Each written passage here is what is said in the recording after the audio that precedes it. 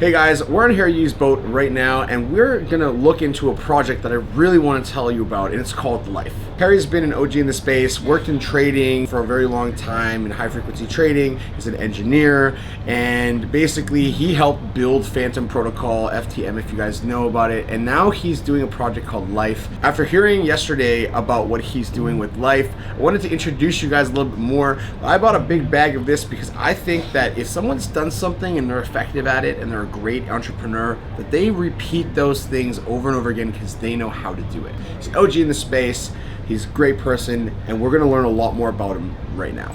So I remember when I went to like Brock's wedding in Ibiza the first time I chartered, 120-foot yacht, I was like, wow, this is incredible. It's like a house on water. Yeah. And I would be on the boat and you would go to the wedding, and then while everybody had to take this like hour, 45-minute drive, like you would just sleep, you would wake up, you're at the wedding, You're at the wedding. Yeah, and then you're done. It's awesome. So it started thinking in my mind in 2017, wouldn't it be cool if I could have like an office like everywhere in the world, I can work, I can trade from everywhere. So fast forward to COVID during 2020, we spent the summer, on a yacht in the Mediterranean, similar to this boat. It's called Ocean Pearl. And I spent the entire summer working, trading. That's when I discovered Tomb. This was like Fantom Tomb days. And I said, wow, the freedom and flexibility, I want to really help build crypto communities, like for my friends and everything else. And that's kind of how the story of Lif3 and the yachts really kind of play into the ecosystem. So for the last 5 or 6 years, we've done this event, Formula One, in Abu Dhabi, which has been kind of like our epic event, part of the Enjoy Life events. And it's really it's not even about charging people, it's just kind of giving people access, kind of how to live the best version of your life. So many people that have come on the boat have said to me, it's kind of a life-changing experience. They've never been on a yacht and everything. So I think the whole part of the Lif3 protocol is to let people experience life, because life is difficult, so you want to be able to enjoy your life. And I've been one of the very, very fortunate ones. And I think the branding, Life's just a great name. It means everything positive. So before with Fantom and Tomb, these names for branding wise, Fantom had kind of like a Halloween theme, and Tomb is just kind of like like a death theme. It sounds bad, yeah. It sounds bad, but so when I had an opportunity to kind of co-found and invest in a new protocol, I said it has to mean something. So Lif3 actually started out as a meme. Yeah. Believe it or not. Yeah. Sometimes life can be a meme. Life is a meme. Yeah, it's true. Life is definitely a meme. Absolutely. Yeah, so I mean, now you were telling me yesterday, like you wanted to develop off that meme. So, you're talking about, is it more of an access with being involved in the project, or like where's next steps? So what's interesting about this meme narrative right now, so why we did very, very successful in the last previous bull market. So in 2013 when I got into Bitcoin when it was $60, I knew Bitcoin was a game changer. So the narrative in 2013, 2014 was like Bitcoin. And then Ethereum came on the scene, and then I said, Bitcoin, you can't really do smart contracts. Mastercoin was on it. But then everybody shifted to Ethereum because, there was the JavaScript Solidity runtime engine that allowed people to deploy contracts on Ethereum. And it was much faster. Back a little bit. So in 2017 did well. Retired, came to the UAE. And then I didn't know what to really do with myself, you kind of get bored, background's engineer. So I started to talk to some of my friends, one of them like Stallion, about like, hey, what are good projects to invest in? Mm-hmm. And, we invested in a couple of them, and then there's this one called Fantom. Fantom was a really special project because, at that time they didn't have like a huge community, but what they did really well was, Andre, created, Wi-Fi, which is kind of huge for DeFi. And I said to my friends like, hey, DeFi is going to be the next thing. So I believe layer ones, layer two, there was no layer twos really at the time. Matic was the one. So if you looked at, if you had invested in a layer one in 2021, you did very, very well. Mm-hmm. So it was AVAX, BNB, Matic, I believe like Fantom. Those are just like 4. So those were kind of like the big ones. And then Solana, obviously, but it wasn't EVM based. Now, I also knew that DeFi would do really well. So Tomb was like the craziest DeFi project. I think it was like the 4th most forked project in all of crypto. So these 2 projects, one I invested in, one I bought and took over because I really wanted to get back into the product building game. As an engineer, like you have fun as an investor, but the real challenge for me and what I really want to do is if I'm going to build something and put my name behind it, I want to have it mean something. So I think after the Terra Luna crash and T-share emissions were ending, there was a unique opportunity to kind of look at how do you improve on like the Tomb protocol, and what were certain things that Fantom's great at, but I kind of wanted to do, but I couldn't really do it because Fantom was just a project I invested in. So that's kind of how Life came about. Life came about just as kind of like a continuation of kind of like the Tomb protocol. That's why there's this meme that says Tomb is life and life is Tomb. Mm-hmm. But rather than this insane yield farming experience that happens over a short period of time, instead of like 24 months or 1 year, I extended it to 8 years. So there's a very, very similar decay to emissions that Bitcoin has, like for L share. Yeah. And I figured, most tech companies and tech projects take about 8 years to become mature. If you look at Bitcoin and Ethereum, it's taken literally close to 8 years for them to really, really mature. And we're in year 2 now. So I said, okay, this should give us some time to figure out what we want to do next. And, one of my good friends, Ali Nasari said, I'd love to buy and invest in the project, but it's very, very difficult to buy. Like, how do I do it? So I said, no problem. Go to Binance, buy Fantom, send it to your MetaMask wallet, and, go to lif3.com, hit swap, and then it's in your DeFi wallet. And then he goes, what's MetaMask and what's DeFi? Yeah, so it's two steps, right? So then it made me realize that a core part of like Life's branding and ethos is how do we make it easier for consumers to experience Web3 and DeFi? So that's why we have a mobile app, a self-custody wallet, to really allow people to get into DeFi with a less kind of, I guess, cumbersome interface and a less complicated interface that you see with Trust Wallet, MetaMask. So Trust and MetaMask are really designed for everybody to use for everything, but we just kind of wanted to take Apple's approach of, okay, let's just make it very, very simple first. So when you go to the Life app, really the only thing you're going to be doing is buying like Life, L share, and the ecosystem tokens that are part of Life. Yes. So we're kind of doing it a little bit different than everybody else. Everybody wants it to be very, very different. Ours is kind of more curated, kind of like the App Store. And that brings us to kind of like the curated and permissioned L1. One of the things I experienced when I was trading Tomb and T-shares, I was always constantly getting front run by these layer ones. So, and this happens on every single chain has it. They've got front running contracts built into every chain. And this is a systemic problem. It's very similar to kind of how high frequency traders had this problem with latency arbitrage. But in crypto, the problem is the MEV pools. Yeah. So I figured, okay, if you can have a chain that allows curated access, so that means, okay, assume a project like Curve or another stable wants to deploy on our chain. Well, we review the code, make sure there's no smart contract, front-running bugs or anything like that. And then we as a team review the code, and then we deploy it on chain so that it's code verified. Safety, like almost like a safety layer. It's like a code safety. Yeah, it's a safety absolutely. layer. And I think people don't realize the first generation of the internet with Amazon and online shopping and emails, it was like a very really safe place in 2000, and then all of a sudden some guy figured how to like spam Viagra and all of these different pharmacy pills or whatever it is, and next thing you had to have firewalls, you had to have antivirus software. All of this stuff is permission stuff that's layered on top of anything that's permissionless. Mm-hmm. So I think the next big trend I see, and we're usually not wrong, but we're very early, is I think you're going to see a lot of L1s and even possibly L2s that have a separate permission layer, just because then you have no problem with scaling, and transactions per second to me is kind of a vanity metric, right?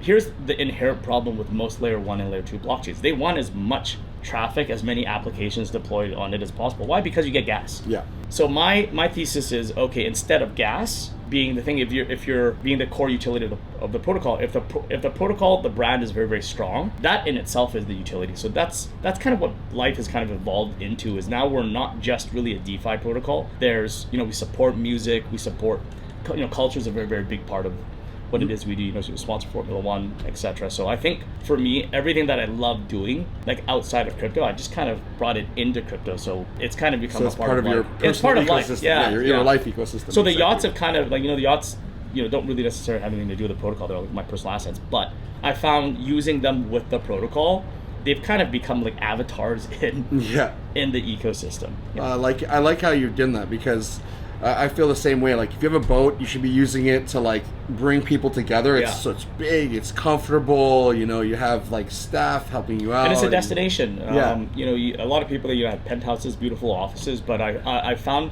statistically speaking, every single time you have people come to a yacht. And there's a story I can tell you another day. I chartered this like yacht called Flying Fox for a month in the previous boom. It was like 140 meter, and you would have heads of state that would fly in on the helicopter to come see you.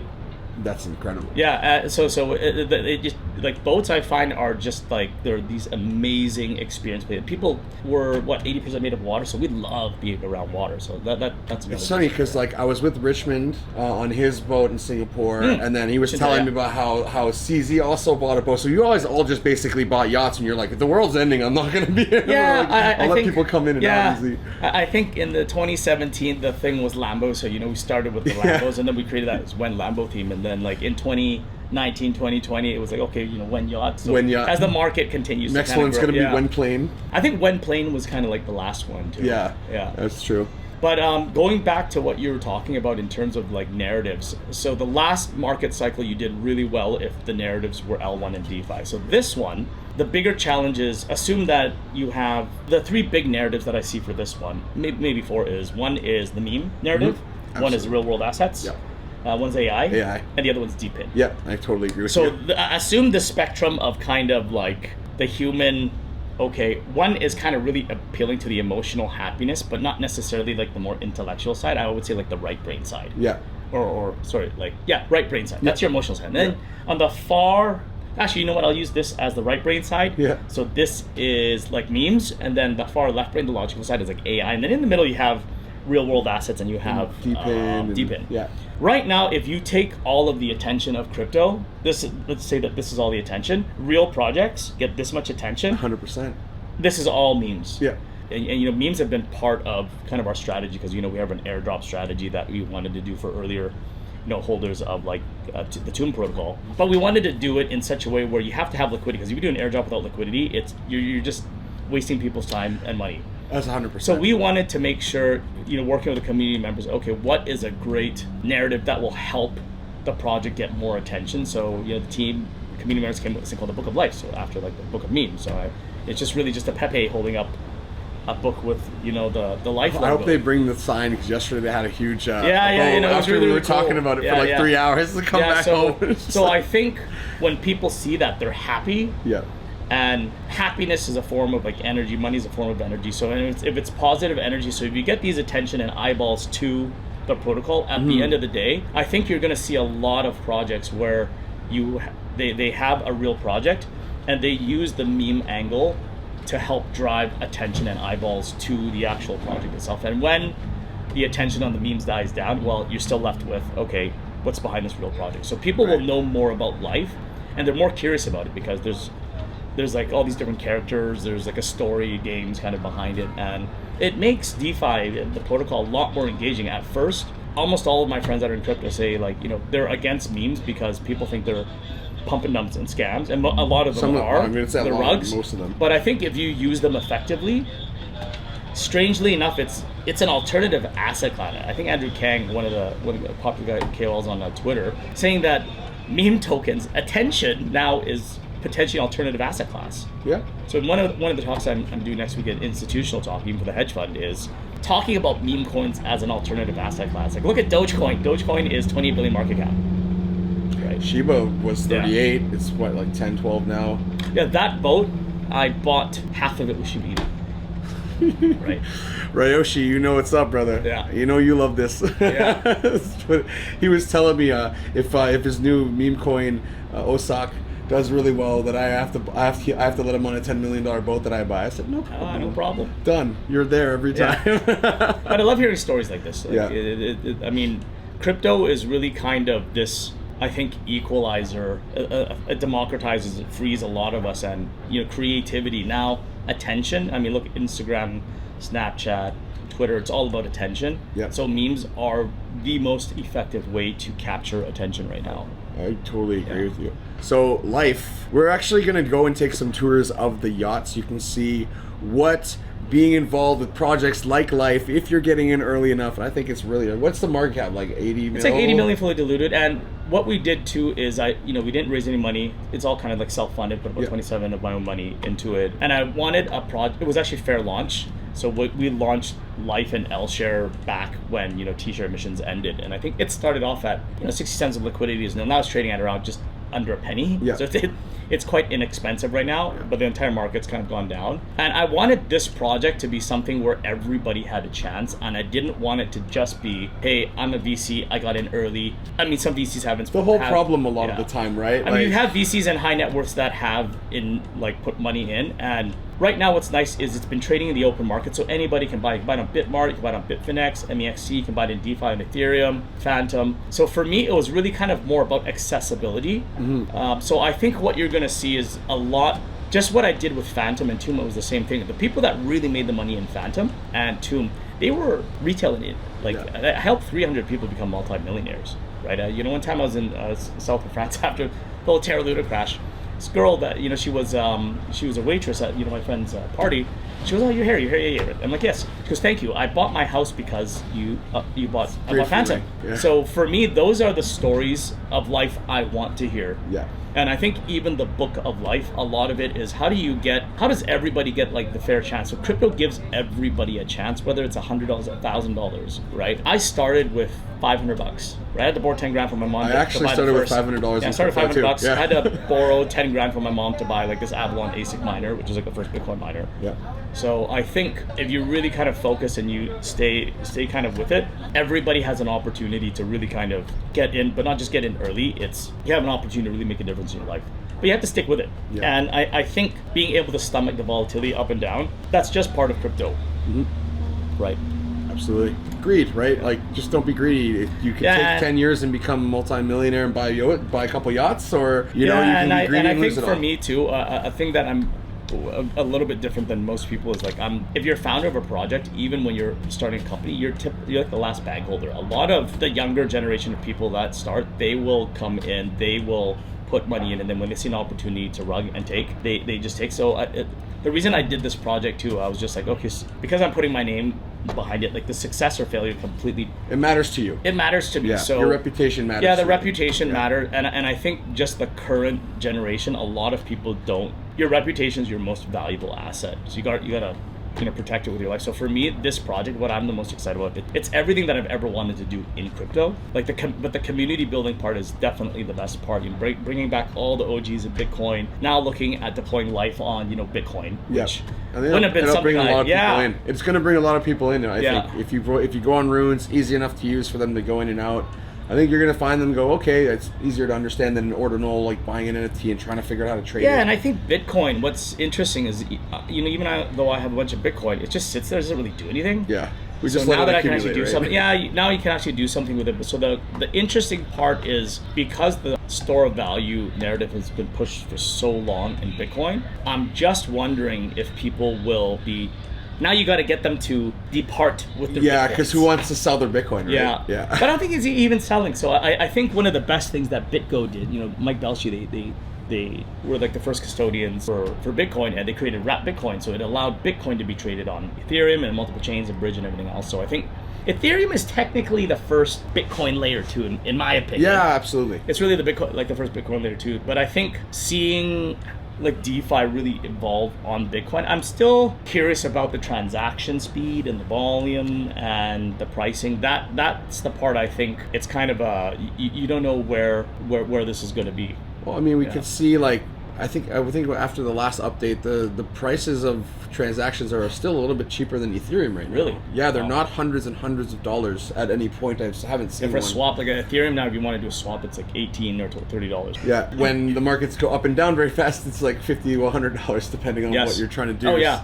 Well, one of the reasons we came up with the permission chain is we found that all the MEV attacks that happen, the networks become unusable, and I think at one point when the Terra Luna thing happened, you couldn't even get out of your positions for 48 hours. Gas was jacked to 100,000 on Fantom. It was insane. That's insane. Yeah. Jeez. So I don't know. The problem is the MEV and the flash loan, and this is an inherent problem in all EVM chains. So it's not going to be something that's going to be fixed anytime soon, just because there are traders and speculators out there that this is how they make their money. It's a way for them to. It's a way for them to profitability. It's a profitability thing. Yeah.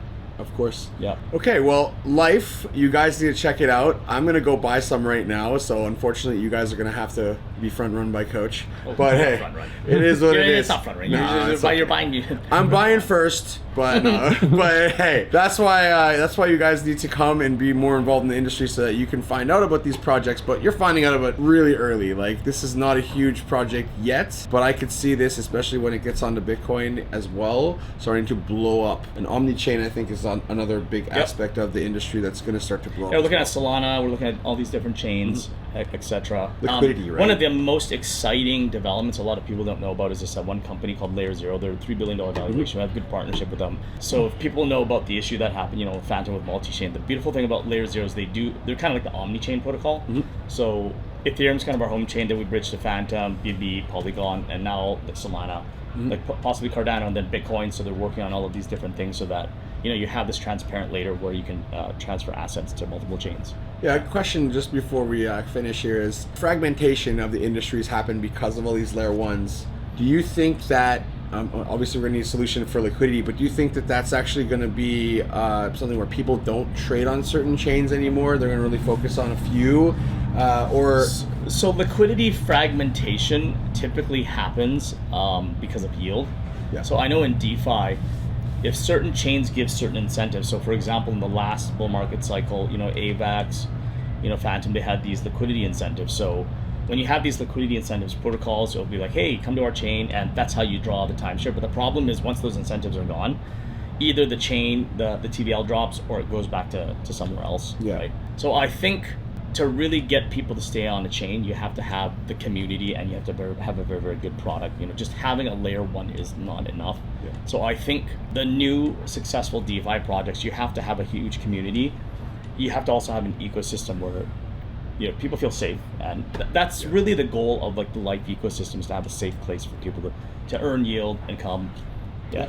I really like, and also being permission, you can kind of set your gas fees and stuff like that, right? Permission is really more just, think of it as just no one can deploy contracts on the chain. So it's really more curated versus like permission. Like the permission is like a very draconian word. So I'd like to say the word you're curated. If people submit random contracts, you don't want that stuff on there anyways. Just like your computer. You don't want people scamming. No, just like and stuff, right? if you have a computer and you have a network at a private network, you don't want random like programs running on it. So to me, logically, blockchain, if you have a chain that you only want certain things to run on it, it's gonna always perform better because you don't have that front running garbage. You like have that vampire attack stuff. Exactly, it's impossible. Right? Yeah. Right. So to me, I think we're the first people to really deploy it. So it'll be interesting to see if it kind of catches on. Now we did this for a layer 2 optimism for called Tomb Chain on Fantom, and it's worked very, very, very well. Yeah. Amazing. Yeah. So check out Lif3. Harry, amazing. Thank you so much for your time. Thank you for having me. It's very valuable. You're a super OG in the space. Thank you. You said you're going to give us a tour of the boat. So let's go do that, guys. I'm sure you'd love to see this incredible boat. All right, let's do it. Let's do it.